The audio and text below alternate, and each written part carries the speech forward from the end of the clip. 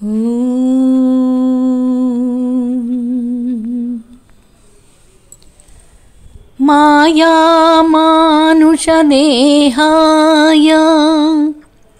వేదోద్ధరణహేతవే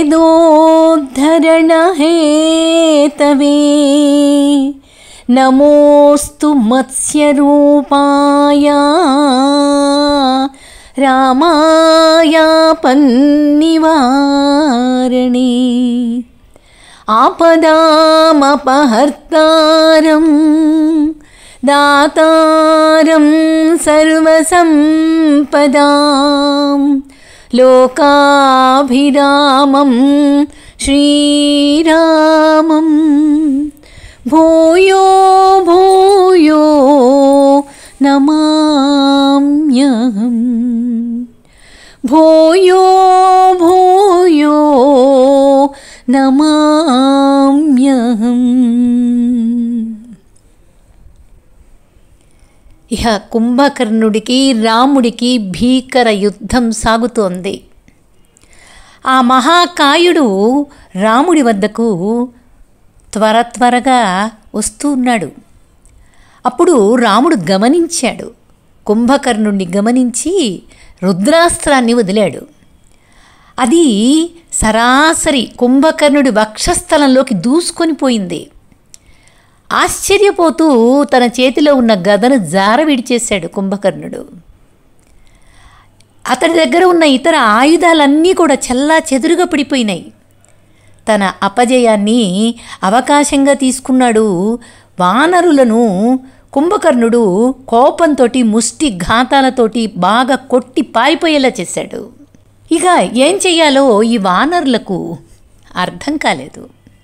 ఇక లాభం లేదని అసంఖ్యాకులైన వానరులు కుంభకర్ణుని మహాకాయం కదా ఆ దేహం మీదకి ఎగబాకారు.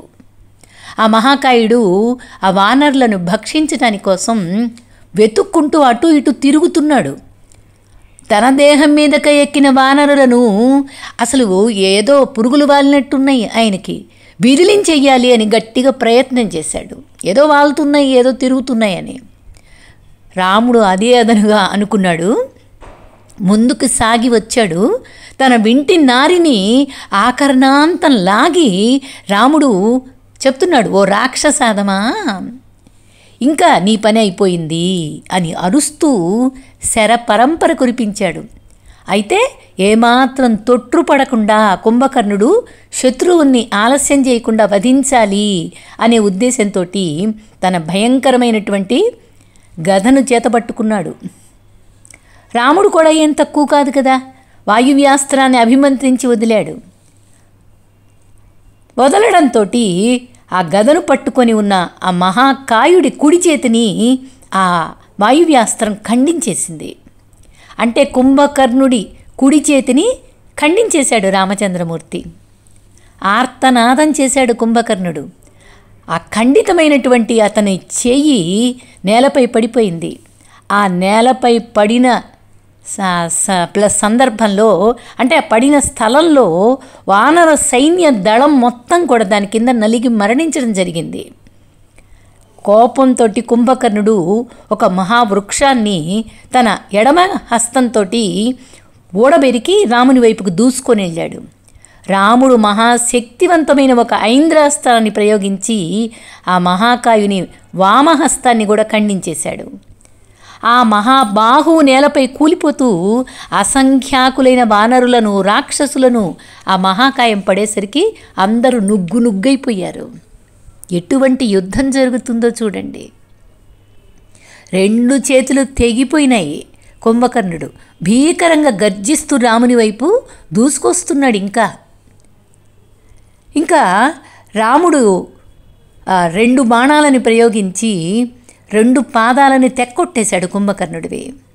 అప్పటికి కుంభకర్ణుడు తన భయంకరమైనటువంటి నోటిని తెరిచి రాముణ్ణి స్వాహా చెయ్యాలనే ఆశతోటి ఉన్మాదంగా కుంటి నడకతో రాముడి వైపు పరుగుదీస్తున్నాడు. కుంభకర్ణుడు అలా తన వైపే వస్తూ ఉండగా బార్లా తెరిచిన అతడి నోట్లోకి రాముడు అనేక బాణాలు విడిచిపెట్టాడు. ఆ నోటిని ఆ బాణాలు కప్పేసినాయి. ఆ రాక్షసుడికి ఊపిరి అందక అవస్థపడ్డాడు. చివరికి విపరీతమైన బాధతోటి కుంభకర్ణుడు స్పృహ కోల్పోయాడు. తరువాత రాముడు మరొక ఐంద్రాస్త్రం, ఆ ఐంద్రాస్త్రాన్ని కుంభకర్ణుడి మీదకు వదిలాడు. అది కాస్త కుంభకర్ణుడి శిరస్సును ఛేదించేసింది. కుంభకర్ణుడి మహాకాయం సముద్రంలో కూలిపోయింది. అది అరుస్తూ మహాప్రాసాదాలున్నాయి లంకలో, రక్షణ ప్రాకారాలున్నాయి, పురద్వారాలున్నాయి. వాటన్నిటినీ ధ్వంసం చేస్తూ నగరంలోని రాజవీధిలో పడిపోయింది ఆ దేహం కాస్త. గగనతలంలో దేవతలందరూ మహోత్సాహంతో హర్షధ్వానాలు చేశారు. వానరులు ఒక్కొక్కరు 5 నోళ్లు ఉన్నంతగా రాముని ఘన విజయాన్ని గురించి బాగా కొనియాడుతూ ఉన్నారు. కుంభకర్ణుని బంధువులేమో దుఃఖభారంతో రోదిస్తూ ఉన్నారు. అంతటి వీరోచిత కృత్యాన్ని సాధించినటువంటి రాముడు దివ్యానందాన్ని అనుభవిస్తూ ఉన్నాడు. అలాగా దుర్భరమైనటువంటి ఈ వార్త విని రావణుడు స్పృహ కోల్పోయాడు. కుంభకర్ణుడి మరణ వార్త విన్నాడు.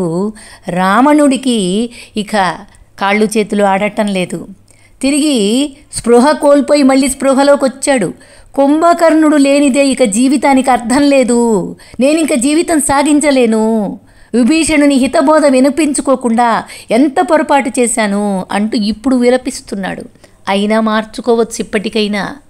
ఇంత బాధపడుతున్నా తనలో ధర్మం అనేది గుర్తొస్తున్నా, గుర్తు చేసిన వాళ్ళు అయ్యో నేను వినలేదే అని బాధపడుతున్నా మార్చుకోవటానికి మాత్రం రావణాసురుడి మనస్సు ఒప్పుకోవటం లేదు.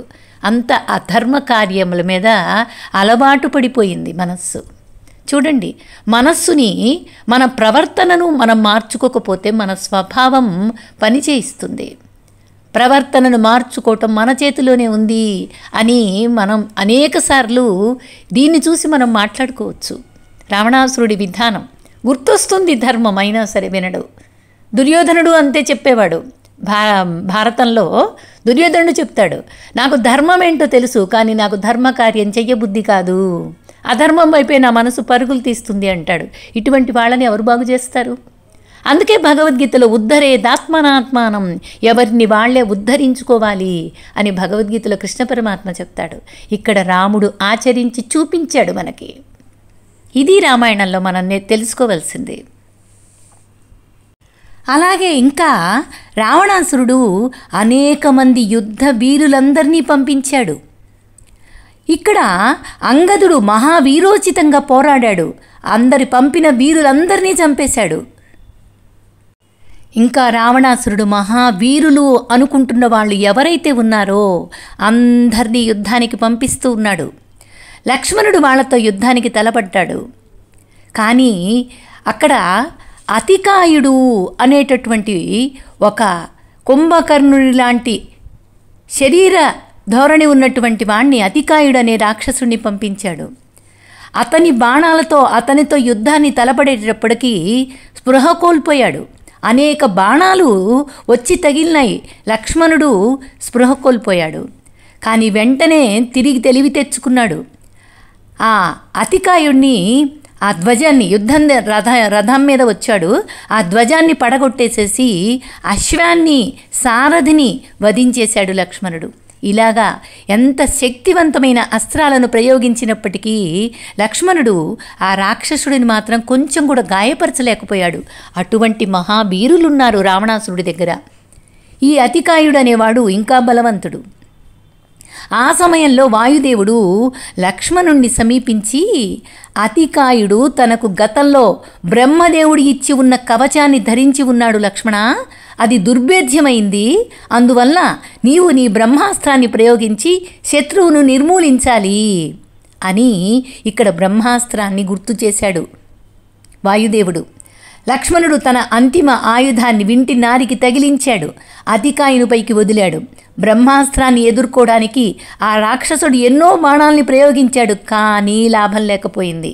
వాస్తవంగా బ్రహ్మాస్త్రం శీఘ్రమే అతికాయుని భారీ శిరస్సుని ఖండించేసింది. ఖండిత శిరస్సు నేలపై కూలిపోయింది. ఆశ వదులుకున్న రాక్షసులు ఆశ్రయం కోసం లంకలోకి పరుగులు తీశారు. వానరులు లక్ష్మణుని వద్దకు పరుగున వచ్చి ఆయనని అభినందనలతోటి ముంచెత్తుతూ ఉన్నారు. ఇట్లాగా ధర్మానికి విజయం మొదలైంది.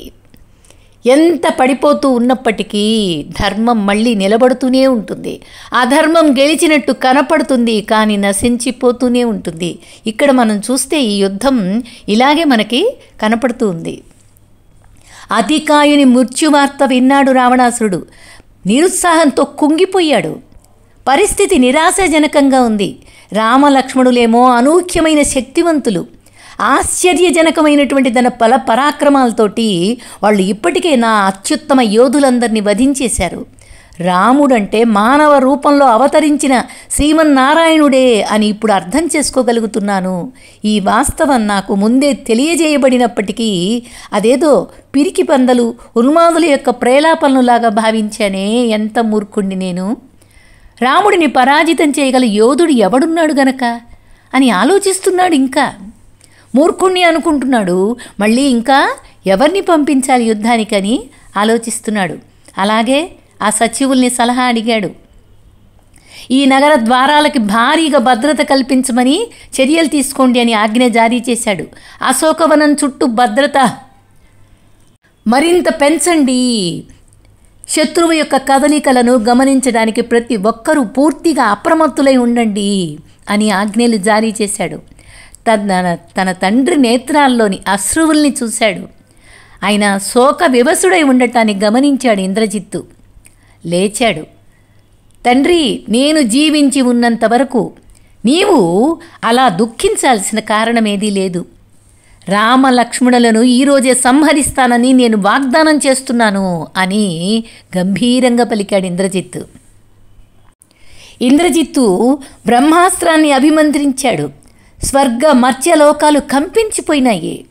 ఆ సర్వోన్నతమైన దివ్యాస్త్రం నుండి ఉత్పన్నమైనటువంటి అసంఖ్యాకమైన శరాలన్నీ వానర యోధులందరినీ నేలకూల్చాయి.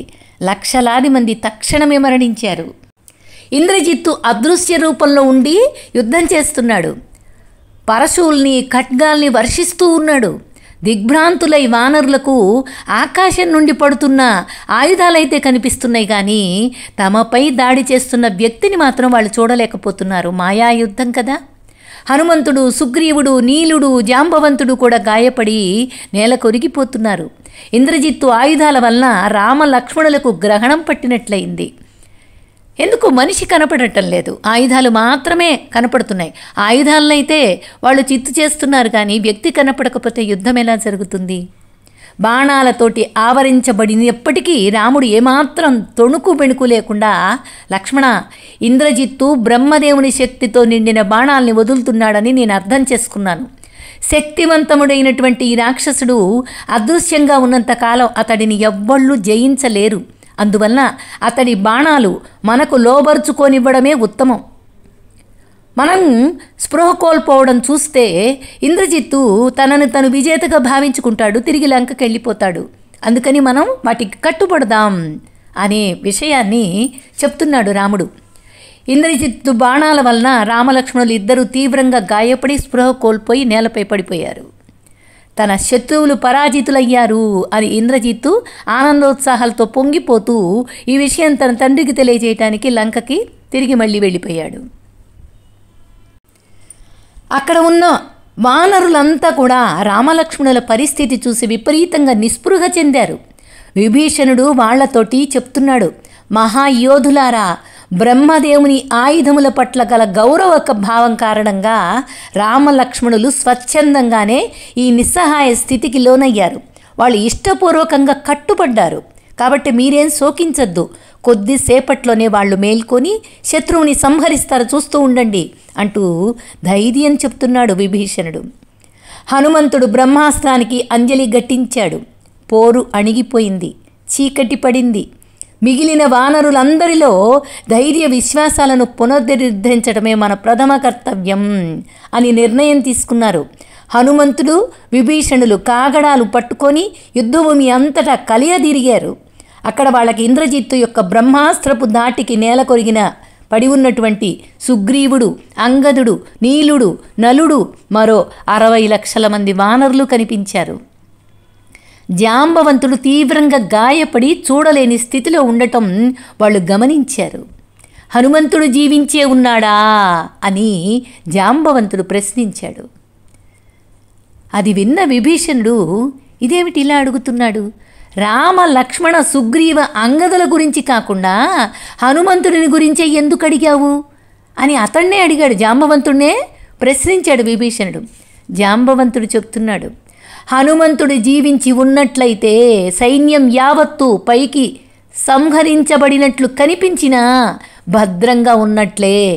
అలా కాకుండా హనుమంతుడు మరణిస్తే సైనికులు సజీవంగా కనిపిస్తున్నప్పటికీ సేన మొత్తం సర్వనాశనమైనట్లే అని చెప్పాడు.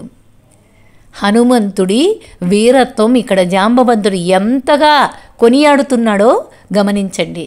అందుకే హనుమంతుడు చిరంజీవి. ఆయన ఎప్పుడు సజీవంగా ఉంటాడు, భక్తులందరినీ కరుణిస్తూ ఉంటాడు. రామాయణం ఎక్కడ జరుగుతుందో అక్కడ హనుమంతుడు ఉండి తీరుతాడు. హనుమంతుడే మాట్లాడుతున్నాడు, హనుమంతుడే చెప్పిస్తాడు, హనుమంతుడే గానం చేస్తాడు, రామాయణాన్ని హనుమంతుడే పలుకుతాడు. అంత గొప్ప వీరుడు, అంత భక్తుడు, అంత చిరంజీవి. ఆ మాటలు విన్న హనుమంతుడు ముందుకొచ్చాడు. జాంబవంతుని పాదాల్ని గట్టిగా పట్టుకొని, నేను క్షేమంగానే ఉన్నాను, నిశ్చింతగా ఉండు అని చెప్పాడు. జాంబవంతుడు అతడితో చెప్తున్నాడు, నువ్వు శీఘ్రమే హిమాలయాలకు వెళ్ళు, ఋషభ పర్వతం ఎక్కడుందో చూడు, అన్ని దిక్కుల దీప్తిమంతం చేసే మహిమాన్వితమైనటువంటి ఓషధులతో ఆచ్ఛాదితమైన ఉజ్వలమైన పర్వతం ఒకటి వృషభ కైలాసానికి మధ్యలో ఉంటుంది. ఈ ఓషధి మొక్కలలో నేను చెప్పే 4 నీవు సేకరించి ఇక్కడికి వెంటనే తీసుకురావాలి. మృతుడైన వ్యక్తిని తిరిగి జీవింపచేయగల మృత సంజీవిని దేహంలో నాటుకున్న ఆయుధాలను వెలికితీసి ఆ గాయాలను మాన్పటానికి ఉపయోగించబడే విశల్యకరణి, దేహం యొక్క సహజ తేజస్సును పునరుద్ధరించే సువర్ణకరణి, విరిగిన ఎముకల్ని నయం చేసి ఖండిత అవయవాలను కలపడానికి వాడబడే సంధాని అనే ఈ ఔషధాలు మొక్కల రూపంలో అక్కడున్నాయి. నీవు అవి గనక తేగలిగితే ఇక్కడ చనిపోయిన వానర వీరులందరినీ కూడా పునరుజ్జీవితుల్ని చెయ్యొచ్చు అని చెప్పాడు జాంబవంతుడు. హనుమంతునిలో చైతన్యం మరలా తొణికిసలాడింది. ఒక నూతన శక్తి అతడిలో ఉప్పొంగింది. త్రికూట పర్వతానికి వెళ్ళాడు. మహాలంఘనానికి సిద్ధంగా కూర్చున్నాడు.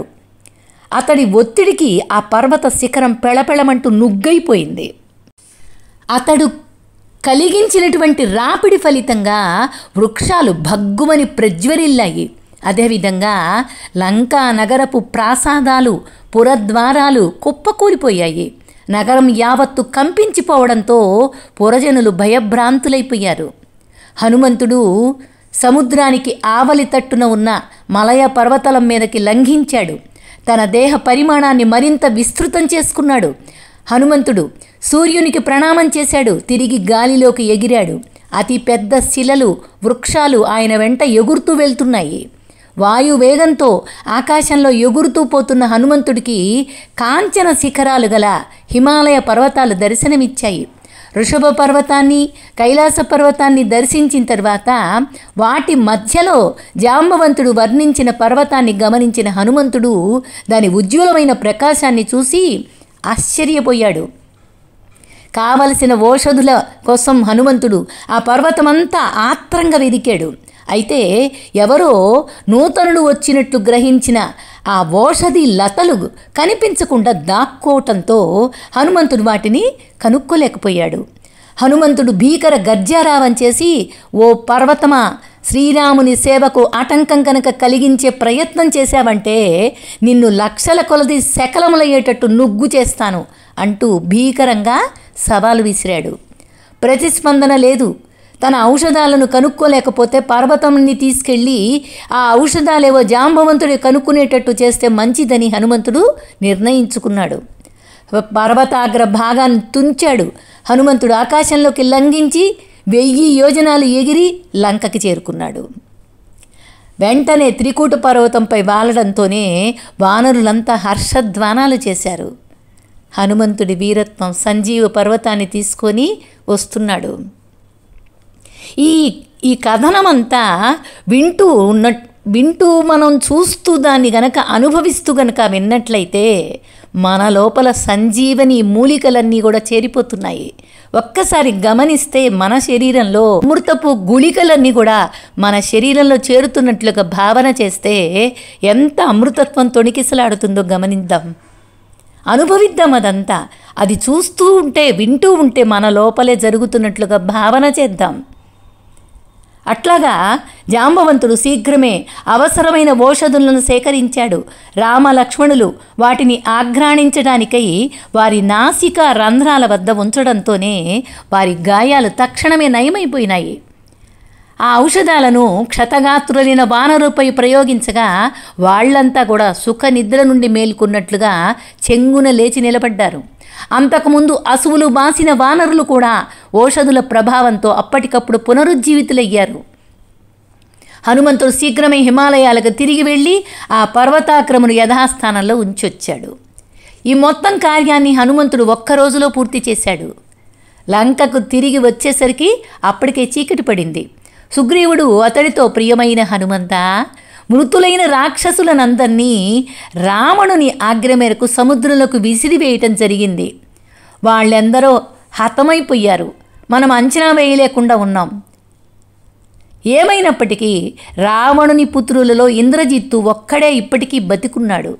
అందువలన లంకా నగరం ప్రస్తుతం రక్షణ రహితంగా ఉంది. మనం కాగడాలు చేతబట్టుకొని రాత్రి వేళనే నగరంపైకి దాడి చేసి శత్రువుని కలవరపెట్టాలని నా ఆలోచన అని సుగ్రీవుడు చెప్తున్నాడు. చూడండి, దురదృష్టం అంటే ఇది కాదా? రాక్షసులు ఎంతమంది చనిపోయారో తెలుస్తుందేమో అనే ఉద్దేశంతో రావణాసురుడు సముద్రంలోకి వాళ్ళ సేనని మొత్తం, రాక్షస సేనని మొత్తం కూడా విసిరి పారేయించాడు. ఇక్కడ వానర యోధులందరూ, చనిపోయిన వాళ్ళందరూ అక్కడే ఉన్నారు. ఎంతమంది చనిపోయారో తెలుస్తుందని రావణుడి బుద్ధి అలాగ నశించిపోయే గుణం ఉన్నప్పుడు ఇలాగే ఉంటుంది. అందుకనే రాక్షసులు పునరుజ్జీవితం కాలేదు. కానీ వానరులు, చనిపోయిన వాళ్ళందరూ మళ్ళీ సంజీవ మూలికల వల్ల చక్కగా బతికి బయటపడ్డారు. అదృష్టము దురదృష్టాలకి ఇక్కడే ధర్మ అధర్మాలే, ప్రవర్తనలే తెలుస్తూ ఉంటాయి మనకి. కొద్దిసేపట్లోనే వానరులు లంకకు బయలుదేరారు. వాళ్ళు పురద్వారాలను సమీపించేసరికి ద్వార రక్షకులైనటువంటి రాక్షసులు భయంతో పారిపోయారు.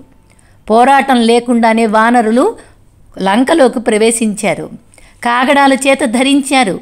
వానర సైనికులు లంకాపుర వీధుల్లో పరుగులు తీస్తూ ప్రాసాదాలకు, ద్వారాలకు, కుడ్యాలకు నిప్పు పెట్టారు. అన్ని పక్కల అగ్ని జ్వాలలు చెలరేగి మంటల్లో చిక్కుకున్న వేలాది భవంతులు నేలకూలాయి. లంకాపురి మొత్తం అస్తవ్యస్తమైపోయింది. రామ లక్ష్మణులు తమ ధనస్సుల్ని చేతబట్టుకున్నారు. రాముడు తన వింటి నారిని మీటి మ్రోగించాడు. ఆ ధ్వని హాహాకారాలకు మిన్నగా వినవచ్చినాయి. రాక్షసుల గుండెల్లో అదురు పుట్టించింది. రాముడు శరపరంపరతో లంకా నగరపు ప్రధాన ద్వారాన్ని నాశనం చేశాడు. ఆ విధ్వంసాన్ని చూస్తున్నాడు రావణాసురుడు. క్రోధావేశంతో ఉన్మత్తుడైపోయాడు.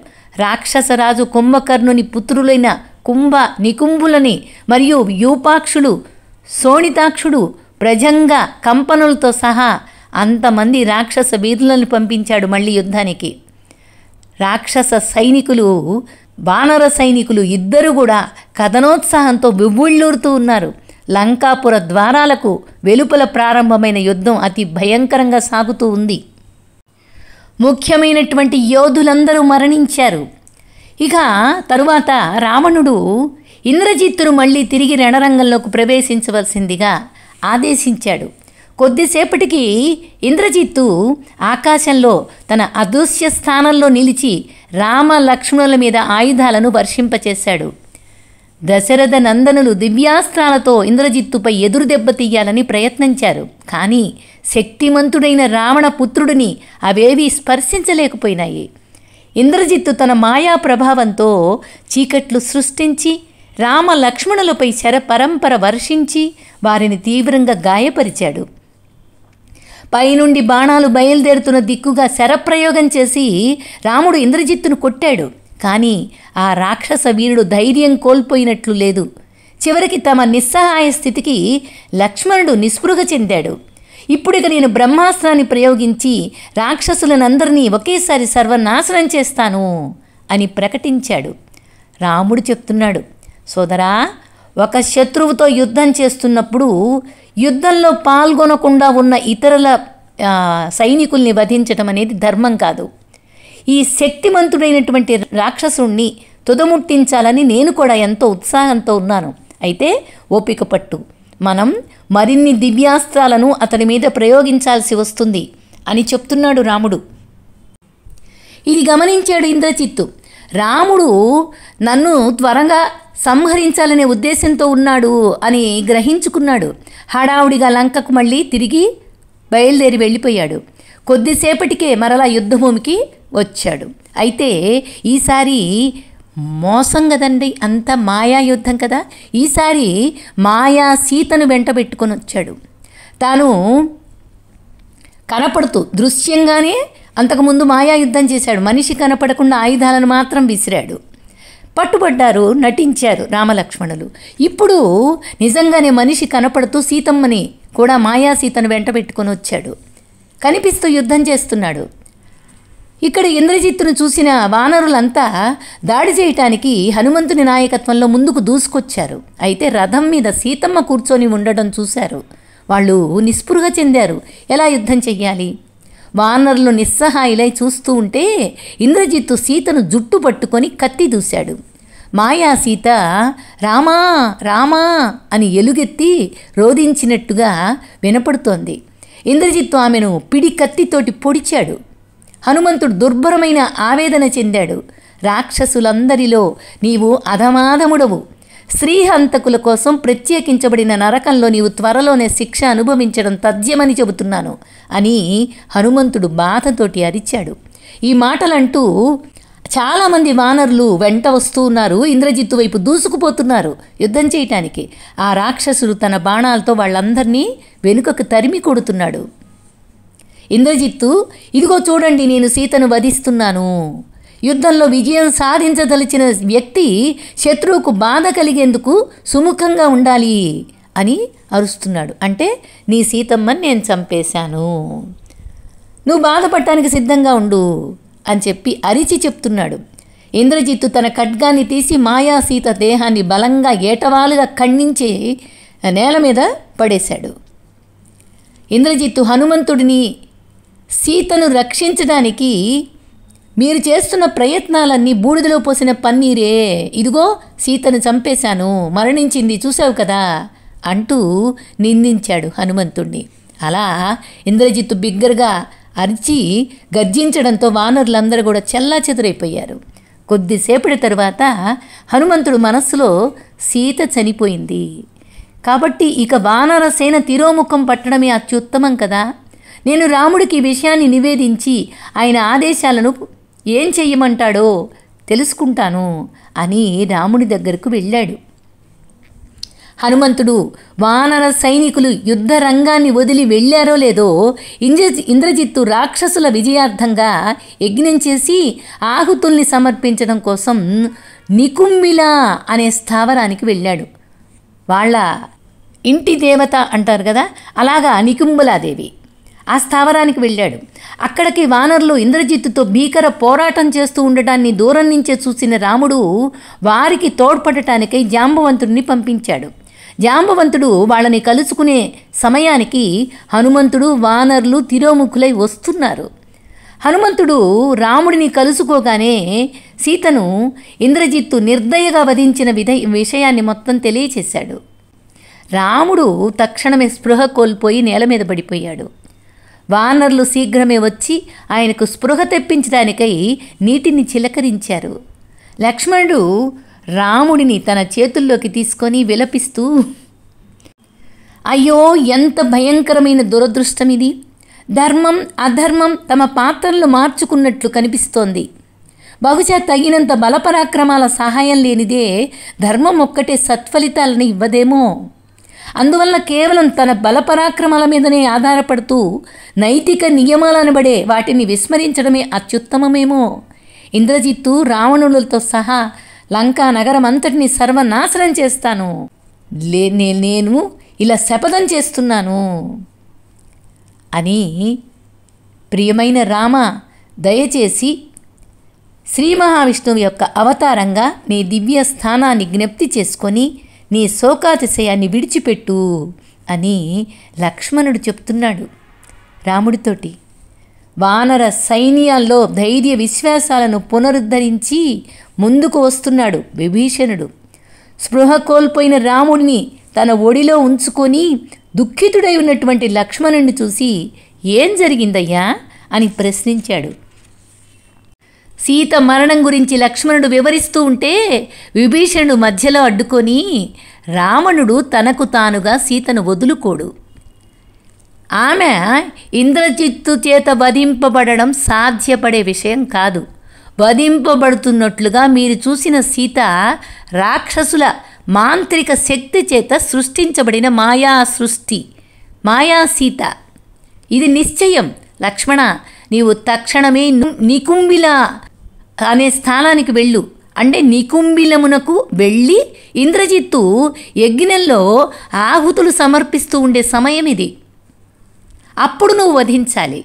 నీవు అప్పుడే ఇంద్రజిత్తుపై దాడి చేస్తే మరలా అతడు అదృశ్యం పొంది అజేయుడవుతాడు. కాబట్టి నువ్వు ఆ యజ్ఞం చేస్తూ ఉండగా నీవు అతన్ని వధించాలి అని ఒక సహాయం చేసే మాట, రహస్యమైనటువంటి మాట. అదృశ్య రూపాన్ని పొందితే అతను మళ్ళీ అజేయుడవుతాడు, జాగ్రత్త అని హెచ్చరిస్తూ చెప్పిన మాట అందరికీ మళ్ళీ ఊపిరి తీసుకోవటానికి సహకరించింది. ఇలాగా యుద్ధం అనేది కొనసాగుతూ ఉంది. ఈ యుద్ధంలో ధర్మాన్ని చూద్దాం, అధర్మాన్ని చూద్దాం. యుద్ధంలో నియతి నియమాలు ఎలా పాటించాలి, ఎటువంటి కారణాలు మనస్సులో మనకి రగులుతూ ఉంటాయి. కుటుంబంలో కూడా, సమాజంలో కూడా, అంతరంగంలో కూడా అనేక యుద్ధ తాకిడికి తట్టుకునే ధర్మ ప్రవర్తన ప్రతి మనిషికి రామాయణాన్ని సహకరిస్తుంది. రామాయణం విన్నందువల్ల మన లోపల ధర్మోద్ధరణ జరుగుతుంది. జై శ్రీరామ్.